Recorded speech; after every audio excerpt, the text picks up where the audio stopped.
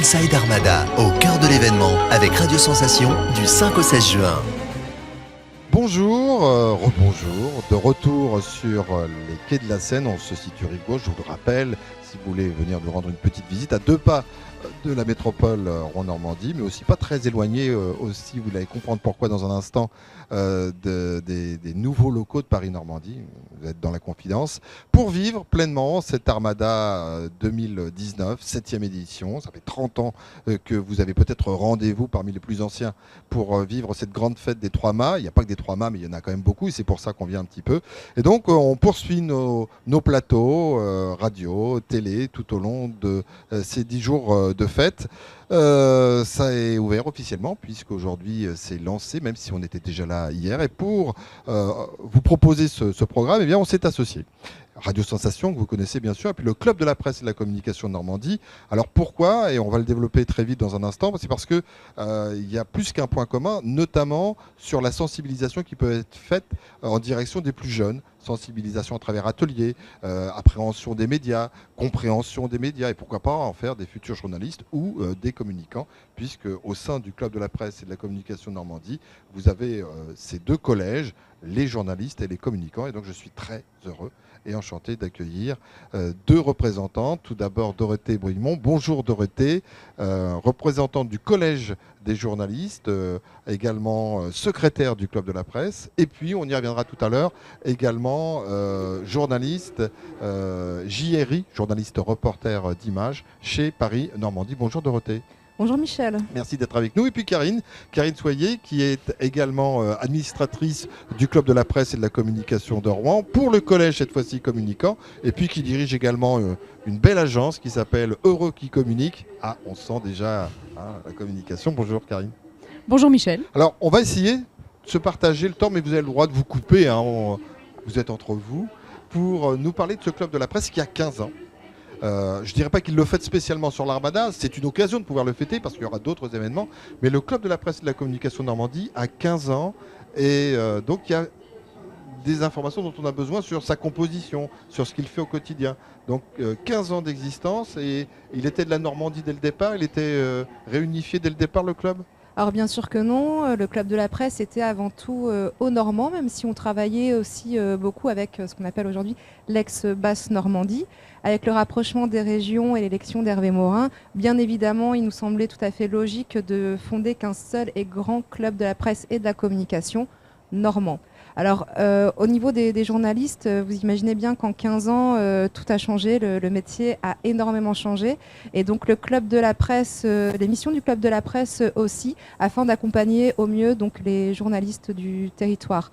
Donc, parmi les missions du club avec les journalistes, il y a évidemment depuis quelques années un grand coup qui est mis sur l'éducation aux médias. Oui. Notamment avec l'arrivée des réseaux sociaux, avec l'élection de Trump et les fameuses fake news. Alors on voit que beaucoup, par exemple, de professeurs sont en recherche de journalistes pour intervenir dans des classes, et souvent la rencontre a du mal à se faire. Donc en fait, le club a décidé de recruter 2 services civiques, ce qu'on appelle maintenant les services civiques, qui travaillent à fond sur ce sujet. 2 jeunes filles, je crois. 2 jeunes filles, voilà, qui aident aussi un petit peu ce soir, et qui en fait mettent en place une plateforme qui permettra de tout mettre en commun, donc de mettre aussi en relation les professeurs et les journalistes afin de répondre au mieux aux attentes de tous, et surtout d'éduquer cette jeunesse à l'emploi des réseaux sociaux, à faire attention et aussi à les sensibiliser aux fake news.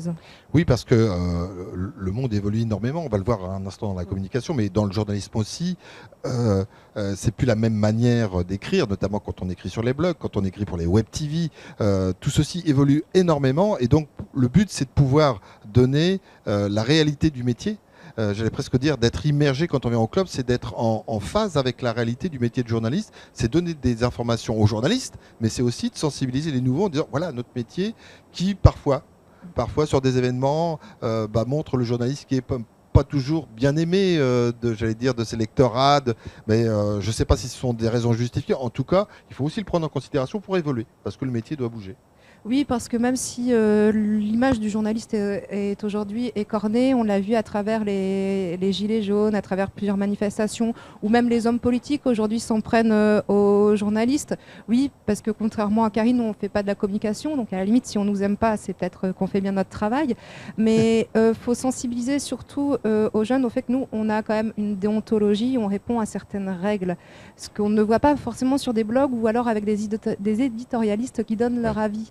Donc c'est ça aujourd'hui qu'il faut expliquer, c'est qu'il y a une vérification des sources, il y a un croisement des sources et qu'il y a une espèce de véracité de l'information qui est diffusée par les médias, chose qu'oublient parfois les gens. Et tout ça, bien sûr, est rappelé au sein du Club de la Presse, puisqu'il y a des ateliers, il y a des invités, il y a un invité majeur qui est passé il n'y a pas longtemps, aussi bien à Rouen qu'à Caen, puisque le Club de la Presse, c'est Caen, Le Havre, on va y revenir, et à Rouen, c'est Edoui Plenel qui lutte aussi énormément contre les fake news et qui, pour le coup, lui mène aussi beaucoup d'investigations.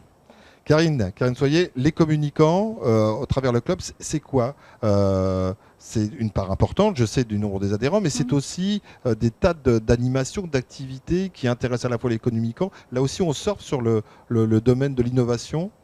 Oui, parce que la particularité du Club de la Presse de Normandie, c'est d'avoir un double collège. Ce qui est très rare, puisque effectivement, la plupart du temps, le Club de la Presse s'adresse essentiellement aux journalistes. Moi, quand j'ai créé l'agence en 2007, le premier club que j'ai rejoint, donc c'est vrai que en tant qu'entrepreneur, il faut rejoindre des réseaux et tout ça, voilà, c'est important. Mais moi, le premier club que j'ai rejoint, parce que je me suis dit c'est vraiment intéressant pour moi aussi en tant que communicant, c'est le Club de la Presse, donc en 2008. Et ce club a la particularité d'avoir ces deux collèges. Donc ça, c'est très bien et ça permet de rencontrer des gens à qui on s'adresse au quotidien aussi dans notre travail. En l'occurrence, moi j'ai un rôle aussi dans mon agence d'attaché de presse. Donc là, le lien se fait automatiquement. Tout à fait. Donc là, c'est très intéressant et c'est pertinent. J'encourage d'ailleurs les attachés de presse du territoire à venir nous rejoindre au niveau du club, puisque là, les échanges sont quand même nourris, sont intéressants. Et en fait, ça décloisonne un petit peu, parce que c'est vrai que je dirais, allez, je vais mettre un petit coup de pied dans la fourmilière, mais moi, ça fait à peu près 25-30 ans que je fais ce métier-là. Il y a aussi des gens... Eh oui. Il y a aussi des journalistes qui ne parlent pas aux attachés de presse ou très peu et patacouffin. Voilà, faut pas s'adresser à un. Vous êtes les communicants. Maintenant, on voit effectivement dans des journalistes un peu plus jeunes, comme Dorothée et tout, que le courant passe bien, qu'on discute et on n'est pas là pour systématiquement faire du lobbying, mais plutôt d'échanger et d'avoir un discours. En fait, on a un métier aussi, on est peut-être amené à travailler ensemble. Et autant le faire le plus simplement possible et le mieux possible. Avec des programmes et des animations, là encore, qui sont diverses et variées. Il y a les 12 heures d'agilité, parce qu'on colle aussi à tout ce qui est numérique, le digital. Il y a les 12 heures d'agilité, il faudra en dire un mot. Il y a il y a des formations qui sont dispensées, aussi bien d'ailleurs pour les journalistes, s'ils le souhaitent, que pour les communicants. Il y a plein de choses, en fait, qui sont dispensées par le club. Bien sûr, le métier a tellement évolué. Nos métiers respectifs ont tellement évolué. Donc, en fait, un journaliste peut devenir communicant et un communicant peut devenir journaliste. Donc, voilà, comment se respecter chacun. Même ils deviennent hommes politiques après avoir. Ça arrive aussi parfois de entendre. Et donc de pouvoir faire des rencontres comme ça autour de l'innovation, parce que c'est vrai que tu parlais tout à l'heure des 12 heures de l'agilité, c'est aussi de présenter les différents outils qui sont à la disposition soit des journalistes, soit du communicant, pour mener à bien son travail. Dorothée, 2 mots, combien il y a d'adhérents? Vous vous réunissez? Parfois il y a des réunions et on sait que parfois il y a des conseils d'administration, souvent, ça marche comment? Alors, il y a 556 adhérents à ordre de cotisation, me dit-on à l'oreillette. Alors avec, on va dire, un tiers de journalistes, 2 tiers de communicants. On se réunit dans la bonne humeur, la gaieté et parfois la crispation tous les mois autour d'un déjeuner. Sujets, oui, parce qu'en fait on discute les sujets des fois un peu âprement parce que ça nous tient à cœur tout simplement, mais ça se finit toujours très très bien. Et on se réunit donc une fois par mois, donc le conseil d'administration qui représente à peu près une vingtaine de membres et juste un peu avant le bureau. Et il y a un in et off compétisseurs pendant l'Armada. Là. Alors, juste une On précision a peu de temps, qui est dans les statuts du Club de la Presse. Le président est un journaliste carté. Bien sûr. Oui, alors tous les ans, les journalistes et les communicants qui travaillent ensemble main dans la main réalisent un magazine sur très beau papier qui s'appelle le In-Off, qui parle des deux métiers. Merci. On le trouvera sur le stand ici du Club de la Presse et de Radio Sensation. Je vous l'ai dit, Dorothée est également journaliste pour Paris-Normandie. Donc il y a le Sortir avant qui est sorti hier. Il y a la Gazette qu'on n'a pas là, mais elle est sortie aujourd'hui. Voilà, tous les jours, une Gazette qui traite que de l'Armada. Merci mesdames. On aurait discuté follement encore avec vous, mais voilà, le temps qui nous était imparti vient de s'écouler. Vous nous retrouvez bien sûr quand vous le souhaitez, c'est rediffusé si vous le souhaitez. Et donc 2 adresses importantes, je vous le rappelle, radiosensation.fr et puis par rapport à notre événement, insidearmada.fr. Merci de nous avoir suivis et à très vite.